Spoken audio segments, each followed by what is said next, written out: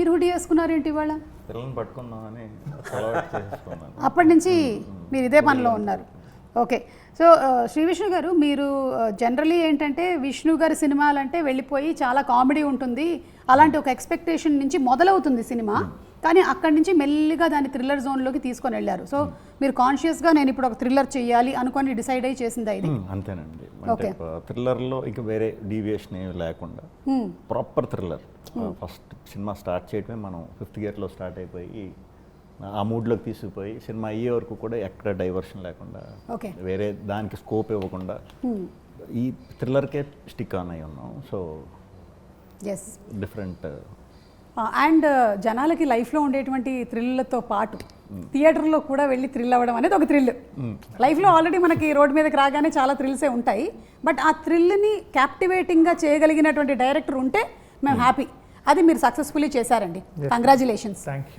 So మీరు you have started your journey as short film director, and తర్వాత మీరు సుకుమార్ గారి దగ్గర, ఇందాక మన సుకుమార్ గారి టాపిక్ వచ్చింది, సో దీని మీద కూడా ఆయన ఇన్ఫ్లుయెన్స్ ఉందా? ఆయనకి ఏమైనా చూపించడం జరిగిందా సబ్జెక్ట్ ఇలాగా అని?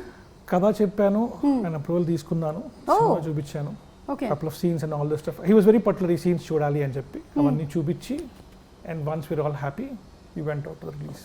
ఓకే. సో సందీప్ గారు, మీ ఇన్వాల్వ్మెంట్ ఉండిందా ఇదంతా జరిగేటప్పుడు? సుకుమార్ గారు when he was involved, కథ చెప్తున్నాను అన్నాడు, చూపిస్తున్నా అన్నాడు, బట్ సుకుమార్ గారు is also very busy, so రోజు ఆయన బాదర్ చేయలేం కదా.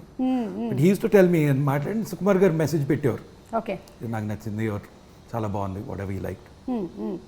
సో ఇప్పుడు యూ బీయింగ్ దట్ ప్రొడ్యూసర్, మీకు రమ్యకి ఎలా ఉంది this position of a producer? Being in the film industry చాలా ఏళ్ల నుంచి మీరు ఉన్నారు, బికాజ్ మీరు చిన్నప్పటి నుంచి ఇదే చూస్తూ పెరిగారు. మేబీ ఈవెన్ లిటిల్ సోల్జర్స్ అప్పుడు కూడా యూ వేర్.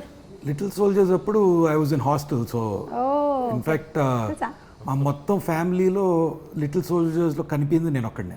అవునా? My brothers there, my cousins are there, అందరూ కనిపిస్తారు. ఆఖరికి మా మేనత్ కూడా బస్ స్టాప్లో వెనకాల కూర్చొని ఉంటుంది, వెనకాల. సో అందరూ ఉంటారు, నేను ఒక్కడనే కనిపించింది. Okay. Such a beautiful film, మీరు చూసుంటారు. యా సుదర్శన్, అయితే అందులో ఒక పాట ఉంటుంది, పాడు. నాకు మ్యూజిక్ వచ్చేస్తున్నాను, బయటికి రావట్లేదు. I'm very good girl, I'm very good bye,